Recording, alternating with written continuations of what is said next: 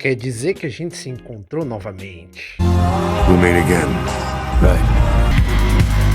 Então, galera, nesse vídeo eu vou falar para vocês sobre 5 aventuras que eu criei que são baseadas em criaturas de D&D. E o raciocínio dessas aventuras é o seguinte: você escolhe a criatura, você cria uma dungeon ao redor dela e uma história para explicar por que essa dungeon existe no mundo. E cada uma dessas dungeons vai ter um tema específico, um tema um pouco diferente e vai funcionar de uma maneira diferente. Por exemplo, a primeira dungeon que eu vou falar aqui, ela é toda molhada, entendeu? E vai ter partes que os jogadores vão precisar submergir para chegar do outro lado para continuar a exploração da dungeon. Então, coisas como tochas e luz não mágica vão ser um pouco ineficientes, até mesmo coisas como fogo ou óleo queimando vão ser menos eficientes. A segunda coisa que eu quero falar sobre essas dungeons é que é muito importante você ter a exploração das dungeons.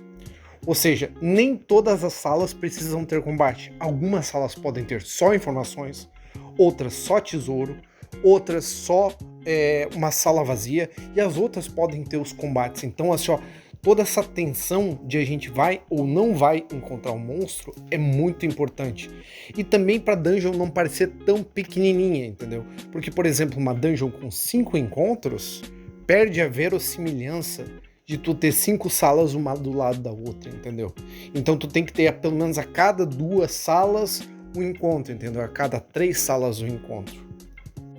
É bom, às vezes, o jogador ter uma sala vazia, onde talvez ele possa fazer um descanso curto, ou talvez ele possa conversar com os amigos dele, que ele não precisa estar indo de combate em combate, entendeu? Deixa essa tensão subir lentamente até ele chegar num combate. E antes de eu começar, eu quero pedir que vocês peguem esse videozinho e mandem pro mestre de vocês, ou põem em algum grupo de RPG que vocês conhecem, entendeu? Porque isso ajuda o canal e eu tô começando agora, entendeu? Então eu não sei muito bem como funciona o YouTube.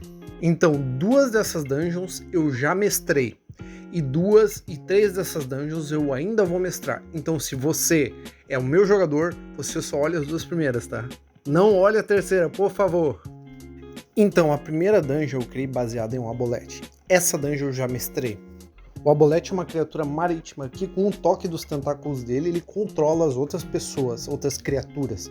E essas criaturas se tornam anfíbias, assim, elas precisam se molhar e respirar na água, assim, sabe? E a segunda característica dele é que ele tem uma memória genética de todos os outros aboletes que vieram antes dele. E ele é praticamente imortal.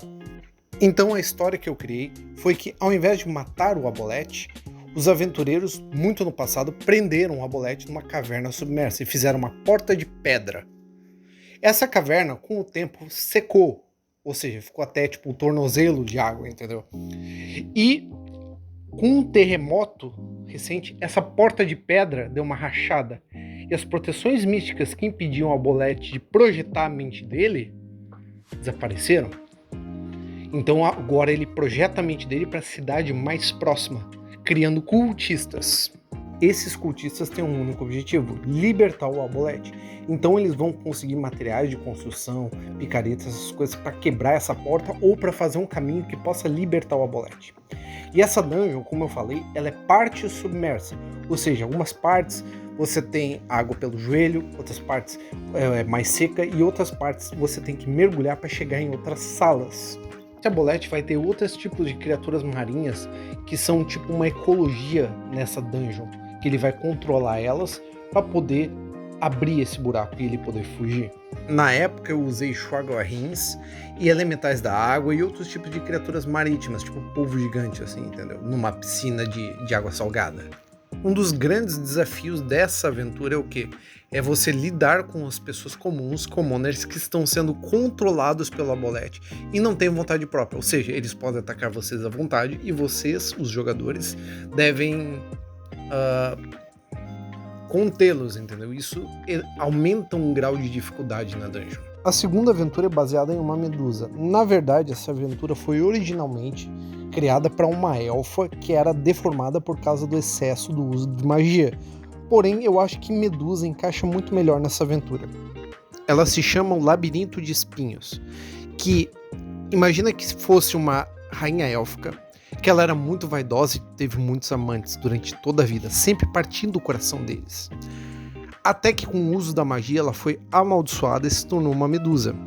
O castelo dela ruiu e só sobrou uma torre, e o jardim dela se tornou um labirinto de espinhos. Ok, e essa elfa usava uma máscara para disfarçar a deformidade ou a capacidade dela de medusa de transformar os outros em pedra. Porém, essa máscara é muito valiosa e foi roubada por aventureiros que estão presos também no labirinto, e ela está furiosa procurando eles. E qual o que dessa aventura? O que dessa aventura é que, ao invés de você ter paredes de dungeons, você tem paredes de espinhos. Você consegue ver sombras do outro lado. A luz do sol passa, entendeu? Você não precisa de tocha. Porém, essas paredes de espinhos, elas fecham algumas entradas e abrem outras, como um labirinto de verdade. Embora eu não tenha feito um labirinto, eu tenha feito mais algumas salas apenas, entendeu? Só que algumas salas se fechariam porque as paredes de espinhos se movem e outras salas se abririam. Se você usar fogo ou espadas, você consegue abrir um buraco e passar para outro lado das paredes de espinhos. Porém, isso se fecha em tipo alguns segundos, sabe? O problema também é que o outro grupo de aventureiros está tentando sair do labirinto de espinhos com a máscara. Essa elfa, que agora é uma medusa, ela tem alguns soldados e eles são cegos, entendeu? E eu fiz essa aventura basicamente para poder usar fada e criaturas vegetais, entendeu? Então todas as armadilhas que você vai pensar são tipo flores que soltam gás que deixa dormir, lobos que andam por dentro do labirinto, panteras que predam as pessoas dentro do labirinto. Eu também tinha usado dríades, entendeu? No labirinto. Que as árvores das dríades, porque elas são conectadas com árvores, elas foram completamente enroladas em espinhos. Então as dríades ficaram meio loucas, entendeu? Violentas, sabe? E uma parte do labirinto você pode fazer como o antigo castelo da rainha élfica que ruiu, entendeu? Então só sobrou a parte onde ela vive. Então nesse labirinto tu pode colocar tudo que tem em um jardim normal. Por exemplo, um caramachel, você pode botar uma fonte, plantas medicinais, frutas, esse tipo de coisa, sabe? A ideia que eu tinha desse labirinto é duas coisas. Algumas paredes se abrirem, outras se fecharem, e os jogadores não saberem o porquê. E a segunda ideia é que os jogadores pudessem usar as paredes do labirinto, que são de espinhos, como armas, entendeu? Tipo, jogar alguém lá dentro, ou tirar uma parte, entendeu? Ou queimar alguma parte, entendeu? Mais ou menos isso, assim, que essa é a ideia básica da aventura. A terceira aventura que eu criei e não mestrei para os meus jogadores, então jogadores, desliguem esse vídeo agora, é baseada em um bullet. Ou seja, a ideia é de que uma criatura foda, ela, por baixo da terra, ela vai te caçando, entendeu? Como o tubarão mesmo. Só que um tubarão de areia. Então eu imaginei que seria uma fuga de uma prisão. Ou seja, os jogadores iriam começar a aventura presos, e eles teriam a opção de fugir por esse túnel. Só que esse túnel é um templo antigo de um deus. E essa criatura, o Bullet, ela era tipo uma criatura sagrada para esse deus. E sacrifícios eram jogados na areia onde essa criatura vivia. E daí a criatura ia lá e comia esses sacrifícios. E é onde os jogadores saem dessa prisão, justamente nessa dungeon cheia de areia. E o esquema é o seguinte, que parte de todas as salas da dungeon tem areia, entendeu? A pedra ruiu e ficou só areia por onde o Bullet viaja. E sim, isso é baseado no filme Tremor, tá? E as partes seguras da dungeon é onde tem um chão de pedra, entendeu? Onde o Bullet não pode viajar. Então o que eu coloquei nessa dungeon? Alguns mortos-vivos, tipo esqueletos, algumas armaduras animadas, um mímico, coisas que não precisam de um ecossistema e as criaturas não precisam sair da dungeon para se alimentar, exceto o Bullet. E basicamente o objetivo dessa dungeon é sair dela, é encontrar a saída. E para isso os jogadores têm que explorar, conseguir equipamentos necessários e encontrar a saída.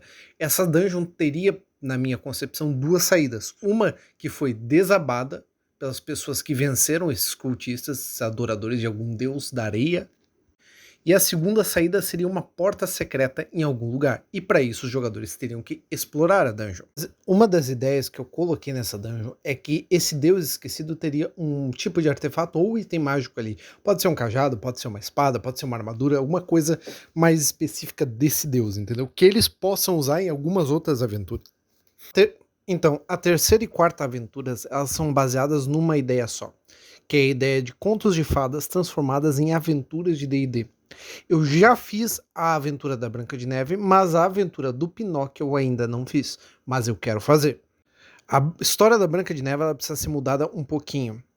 Ou seja, os jogadores vão ser os personagens que vão ser o caçador da história, que estão lá para trazer o coração da Branca de Neve de volta para a madrasta dela. E para isso, a Branca de Neve não pode ser uma princesa, ela precisa ser um lobisomem. Ou seja, a madrasta contrata os jogadores para caçar um lobisomem numa floresta à meia-noite na lua cheia. E se os jogadores não pesquisam e aceitam o contrato, eles acham que estão caçando um lobisomem quando na verdade estão caçando uma princesa. O pai dela solta ela na floresta à noite para ela não machucar ninguém, entendeu? Enquanto ele procura a cura para a licantropia. E nessa floresta eu botei os 7 anões, que são 7 anões mineiros, que nem na história, minerando diamante, que eles acolheram a Branca de Neve quando ela sai da parte lupina dela, eles acolhem ela. E eu coloquei também goblins nessa floresta.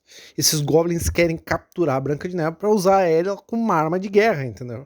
E existe uma terceira facção que pode entrar nessa floresta depois, que são soldados enviados pela rainha para ver se os jogadores fizeram o trabalho corretamente. Por quê?